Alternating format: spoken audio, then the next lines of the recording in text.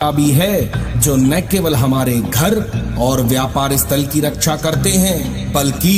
अदृश्य शक्तियों और शत्रुओं से भी सदा हमारी रक्षा करते रहते हैं। वह है क्षेत्रपाल भैरव। परंतु क्या केवल भैरव नाम लेने से रक्षा हो जाती है? क्या क्षेत्रपाल भैरव स्तोत्र में कोई छुपा हुआ रहस्य है जिसे जानकर आपकी जीवन की सभी बाधाएं दूर हो सकती हैं? आज हम आपको क्षेत्रपाल भैरव स्तोत्र का वह रहस्य बताएंगे जो आम लोग नहीं जानते। भगवान भैरव को तंत्र और अघोर परंपरा में विशेष स्थान प्राप्त है। कहा जाता है जब भगवान शिव ने अपने रौद्र रूप में ब्रह्मा जी का अहंकार तोड़ा था उसी समय भैरव की उत्पत्ति हुई थी। इसीलिए उन्हें संहारक भी कहते हैं। परंतु वह केवल संहारक नहीं है, वह क्षेत्रपाल भी है जो हमारे क्षेत्र, हमारे घर, हमारे गांव, शहर आदि की रक्षा करते हैं। प्राचीन ग्रंथों में उल्लेख है जहां भी क्षेत्र है वहां भैरव उसकी रक्षा के लिए विराजमान है। इसका मतलब ऐसी कोई भूमि नहीं जिसका कोई क्षेत्रपाल भैरव नहीं हो। लेकिन ध्यान रहे, केवल नाम लेने से नहीं, क्षेत्रपाल भैरव स्तोत्र का नियमित पाठ श्रद्धा भक्ति के साथ करने से वह शक्ति देगा जो आपको असंभव परिस्थितियों में भी सुरक्षा प्रदान करता है। कई साधकों का अनुभव रहा है जहां भूत प्रेत बाधा हो, जहां अकस्मात संकट आते हों, वहां क्षेत्रपाल भैरव स्तोत्र का पाठ करने से सब कुछ शांत हो जाता है। यह स्तोत्र केवल शब्दों का संकलन नहीं है, यह मंत्र की शक्ति है जो भगवान भैरव को प्रसन्न कर अदृश्य रूप से आपकी रक्षा कवच बना देती है। और अब सुनिए सबसे बड़ा रहस्य। क्षेत्रपाल भैरव स्तोत्र का पाठ केवल घर के अंदर नहीं करना चाहिए। शास्त्र कहते हैं जब इस स्तोत्र को खुली हवा में किसी चौराहे या मुख्य द्वार के पास बैठकर किया जाए तब भैरव देवता उस क्षेत्र में स्वयं विचरण करने लग जाते हैं। कई तांत्रिकों ने इसे अनुभव किया है कि स्तोत्र के पाठ के बाद कुत्ते की उपस्थिति बढ़ जाती है, क्योंकि भगवान भैरव का वाहन भी कुत्ता है और यही संकेत होता है कि क्षेत्रपाल भैरव वहां अपनी उपस्थिति दे चुके हैं। कहा जाता है जिस स्थान पर भगवान क्षेत्रपाल भैरव का वास हो जाए वहां भूत प्रेत, तांत्रिक बाधा और दुश्मनों का नामो निशान नहीं रहता। अगर आप भी चाहते हैं जीवन में स्थिरता, सुरक्षा और सिद्धि तो आज से ही क्षेत्रपाल भैरव स्तोत्र का पाठ शुरू करें। और हाँ, रहस्य याद रखिए, मुख्य द्वार या चौराहे पर बैठकर पढ़ें या इसका श्रवण करें, क्योंकि वहीं से आरंभ होती है भैरव जी की सच्ची कृपा। भैरव जी केवल आवाज नहीं सुनते, वे आपके भाव और निष्ठा को भी सुनते हैं। इस वीडियो को लाइक करें, चैनल को सब्सक्राइब करें और कमेंट में लिखें जय क्षेत्रपाल भैरव। तो चलिए अब श्रद्धा भाव से इस दिव्य स्तोत्र का पाठ हम आरंभ करते हैं। ओम श्री गणेशाय नमः। श्री क्षेत्रपाल भैरव स्तोत्रम्। ओम यम यम यम यक्षरूपम दशदिशि वदनं भूमिकम्पायमानम् सं सं सं संगारमूर्ति शिरमुकुटजटाजूट चंद्रबिंबम् दम दम दम दीर्घकायं विकृतनखमुखम् ऊर्ध्वरोमकरालम् पम पम पम पापनाशं प्रणमत सततं भैरवं क्षेत्रपालम्। ओम रम रम रम रक्तवर्णं कटकटीतनुं तीक्ष्णदंष्ट्राकरालम् घम घम घम घोष घोषं घग घग घटितं घर्घरा घोरनादम् कम कम कम कालरूपं धिग दिग ध्रगितं ज्वालित कामदेहम् दम दम दम दिव्यदेहं प्रणमत सततं भैरवं क्षेत्रपालम्। ओम लं लं लं लं बदन्तं ललल्ललल्लुलितं दीर्घजिह्वाकरालम् धूम धूम धूम धूम्रवर्णं स्फुटविकृतमुखं भासुरं भीमरूपं रुं रुं रुं रुण्डमालं रुधिरमयमुखं ताम्रनेत्रं विशालं नं नं नं नग्नरूपं प्रणमत सततं भैरवं क्षेत्रपालम्। ओम वम वम वम वायुवेगं प्रलय परिमितं ब्रह्मरूपं स्वरूपं खं खं खं खङ्गहस्तं त्रिभुवननिलयं भास्करं भीमरूपम् चं चं चं चालयन्तं चल चल चलितं चालितं भूतचक्रम् मम मम मम मायरूपं प्रणमत सततं भैरवं क्षेत्रपालम् ॐ सं सं सं शङ्खहस्तं शशिखरज्वलं यक्ष सम्पूर्णतेजम् मम मम मम मायं कुलं कुल्कुलं मन्त्रमूर्ति स्वतत्वम् भं भं भं भूतनाथं किलकिलित वचश्चारु जिह्वालुलन्तम् अन् अन्तरिक्षं प्रणमत सततं भैरवं चित्रपालम् खं खं खं खङ्गभेदं विषमृतमयं कालकालान्धकारम् छिं छिं छिं क्षिप्रवेगं दह दह दहनं गर्वितं भूमिकम्पम् सं सं सं शान्तरूपं सकलशुभकरं तेलगन्धर्वरूपम् बम बम बम बाललीलां प्रणमत सततं भैरवं क्षेत्रपालम् ॐ सं सं सं सिद्धियोगं सकलगुणमयं देवदेवं प्रसन्नं पं पं पं पद्मनाभं हरिहरवरदं चन्द्रसूर्याग्निनेत्रं यं यं यं यक्षनाथं सततभयहरं सर्वदेवस्वरूपम् रोम रोम रोम रौद्ररूपं प्रणमत सततं भैरवं क्षेत्रपालम् हम हस्य घोषं हसित कह कहा राव रुद्राटहासं यम यम यम यक्ष शुप्तं सिर कनक महाबद्ध खटवांगनाशं रम रम रम रंग रंग प्रहसित वदनं पिंग कश्यासं शानं सं सं सं सिद्धिनाथं प्रणमत सततं भैरवं क्षेत्रपालम् एवं यो भावयुक्तं पठति च यतः भैरवाष्टाकं हि निर्विघ्नं दुःखनाशम् असुरभयहरं शाकिनीनां विनाशः दास्योर्न व्याघ्रः सर्पः कृति विहसि सदा राजशस्त्रोस्तथा ज्ञातं सर्वनश्यति दुराद्ग्रहगण विषुमाश्चेति ताश्चेष्ट सिद्धिः इति श्री क्षेत्रपाल भैरवाष्टकम् श्री महाकाल भैरव चरण अर्पणम् अस्तु। ॐ यं यं यं यक्षरूपं दश दिशि वदनं भूमिकम्पायमानं सं सं सं संगारमूर्ति शिरमुकुटजटाजूट चन्द्रबिम्बम् दम दम दम दीर्घकायं विकृतनखमुखम् ऊर्ध्वरोमकरालम् पं पं पं पापनाशं प्रणमत सततं भैरवं क्षेत्रपालम् ॐ रं रं रं रक्तवर्णं कटकटितनुं तीक्ष्णदंष्ट्राकरालं घं घं घं घोष घोषं घग घग घटितं घर्घरा घोरनादम् कं कं कं कालरूपं धिग धिग ध्रगितं ज्वालित कामदेहम् दम दम दम दिव्यदेहं प्रणमत सततं भैरवं क्षेत्रपालम् ॐ लं लं लं लं वदन्तं ललल्ललल्लुलितं दीर्घजिह्वाकरालं धूम धूम धूम धूम्रवर्णं स्फुटविकृतमुखं भासुरं भीमरूपं रुं रुं रुं रुण्डमालं रुधिरमयमुखं ताम्रनेत्रं विशालं नं नं नं नग्नरूपं प्रणमत सततं भैरवं क्षेत्रपालम् ॐ वं वं वं वायुवेगं प्रलयपरिमितं ब्रह्मरूपं स्वरूपं खं खं खं खङ्गहस्तं त्रिभुवननिलयं भास्करं भीमरूपं चं चं चं चालयन्तं चल चल चलितं चालितं भूतचक्रम् मम मम मम मायरूपं प्रणमत सततं भैरवं क्षेत्रपालम् ॐ सं सं सं शङ्खहस्तं शशिखरज्वलं यक्ष सम्पूर्णतेजम् मम मम मम मायं कुलं कुल्कुलं मन्त्रमूर्ति स्वतत्वम् भं भं भं भूतनाथं किलकिलित वचश्चारु जिह्वालुलन्तम् अन्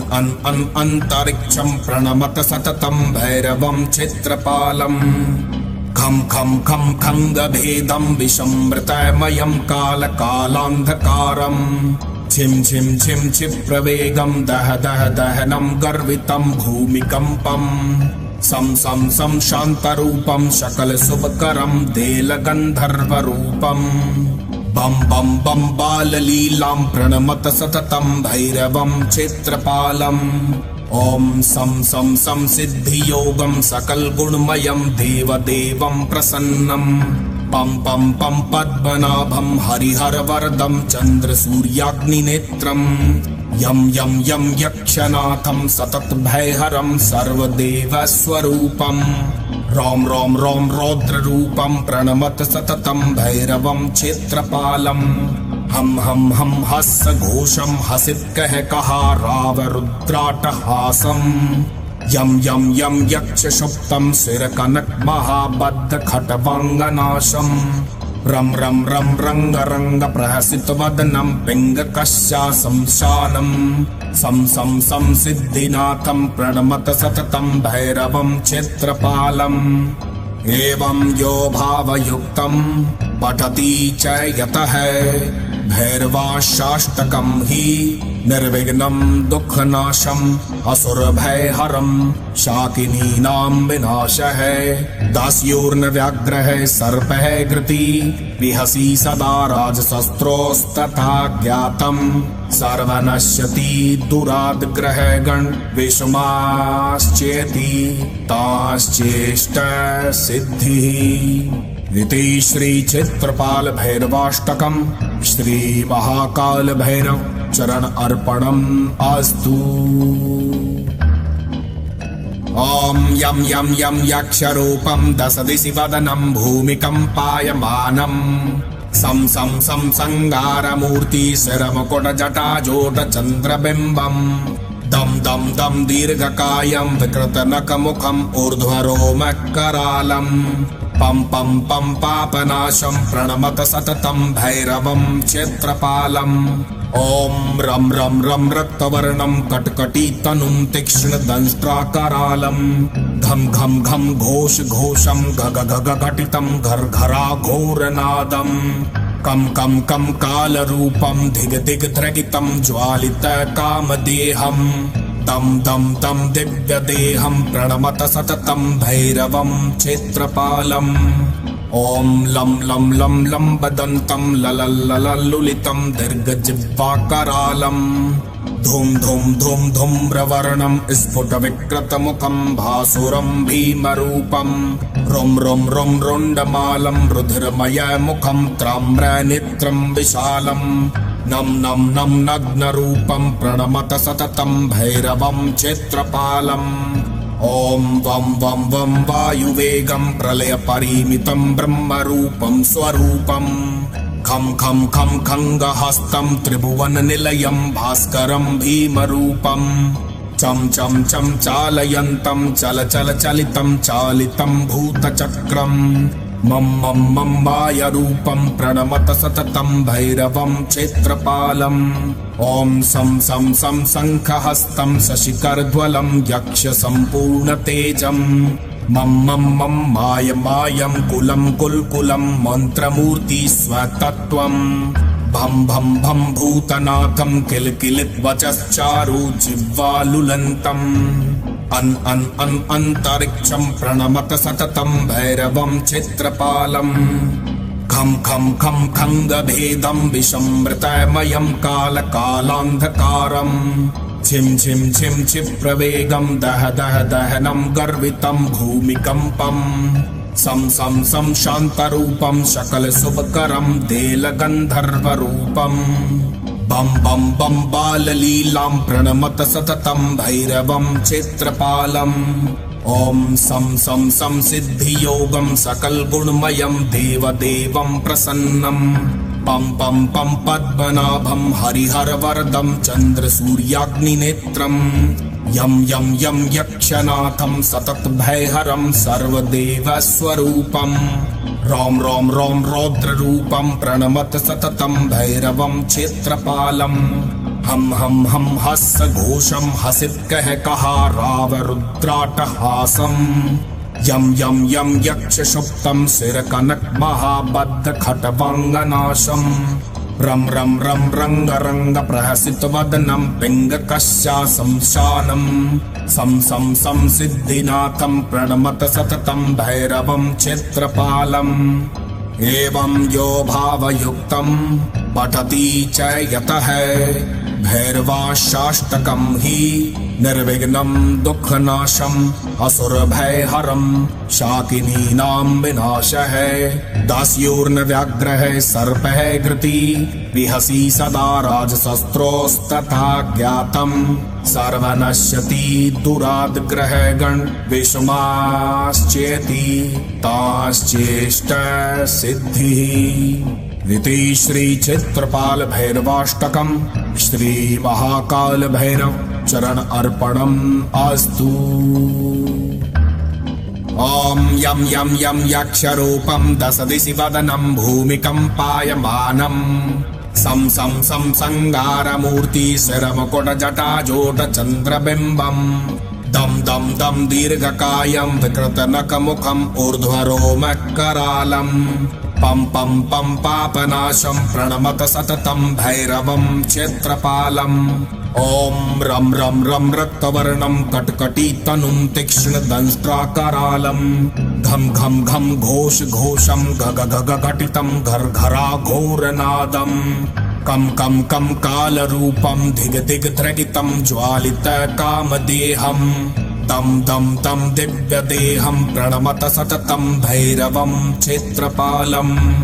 ओम लं लं लं लम्बदन्तं ललल्ललल्लुलितं दीर्घजिह्वाकरालम् धूम धूम धूम धूम्रवर्णं स्फुटविकृतमुखं भासुरं भीमरूपं रुं रुं रुं रुण्डमालं रुधिरमयमुखं ताम्रनेत्रं विशालम् नम नम नम नग्नरूपं प्रणमत सततं भैरवं क्षेत्रपालम् ओम वम वम वम वायुवेगं प्रलयपरिमितं ब्रह्मरूपं स्वरूपम् खं खं खं खङ्गहस्तं त्रिभुवननिलयं भास्करं भीमरूपम्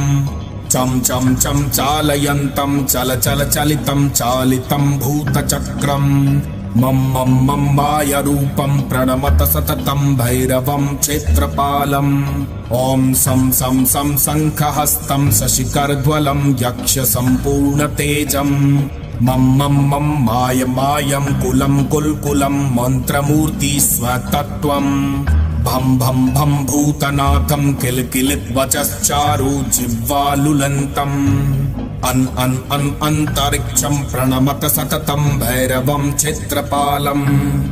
खं खं खं खङ्गभेदं विषमृतमयं कालकालान्धकारम् छिं छिं छिं क्षिप्रवेगं दह दह दहनं गर्वितं भूमिकम्पम् सं सं सं शान्तरूपं सकलशुभकरं देलगन्धर्वरूपम् बम बम बम बाललीलां प्रणमत सततं भैरवं क्षेत्रपालम् ओम सं सं सं सिद्धियोगं सकलगुणमयं देवदेवं प्रसन्नं पम पम पम पद्मनाभं हरिहरवरदं चन्द्रसूर्याग्निनेत्रम् यम यम यम यक्षनाथं सततभयहरं सर्वदेवस्वरूपम् रोम रोम रोम रौद्ररूपं प्रणमत सततं भैरवं क्षेत्रपालम् हम हस्सघोषं हसित कह कहा रावरुद्राटहासम् यम यम यम यक्षशुप्तं शिरकनक महाबद्ध खटवाङ्गनाशम् रम रम रम रंग रंग प्रहसित वदनं पिंगकस्या संशानम् सं सं सं सिद्धिनाथं प्रणमत सततं भैरवं क्षेत्रपालम् एवं यो भावयुक्तं पठति च यतः भैरवाष्टाष्टकं हि निर्विघ्नं दुःखनाशम् असुरभयहरं शाकिनीनां विनाशः दास्योर्न व्याघ्रः सर्पः घृती विहसी सदा राजशस्त्रोस्तथा ज्ञातं सर्वनश्यति दुराद्ग्रहगण विषमाश्चेति ताश्चेष्ट सिद्धिः। इति श्री चित्रपाल भैरवाष्टकम् श्री महाकाल भैरव चरण अर्पणम् अस्तु। ॐ यं यं यं यक्षरूपं दशदिशि वदनं भूमिकम्पायमानम् सं सं सं संगारमूर्ति शिरमुकुटजटाजोटचन्द्रबिम्बम् दं दं दं दीर्घकायं विकृतनखमुखम् ऊर्ध्वरोमकरालम् पं पं पं पापनाशं प्रणमत सततं भैरवं क्षेत्रपालम् ॐ रं रं रं रक्तवर्णं कटकटीतनुं तीक्ष्णदंष्ट्राकरालम् घं घं घं घोष घोषं घग घग घटितं घर्घरा घोरनादम् कं कं कं कालरूपं धिग धिग ध्रगितं ज्वालित कामदेहम्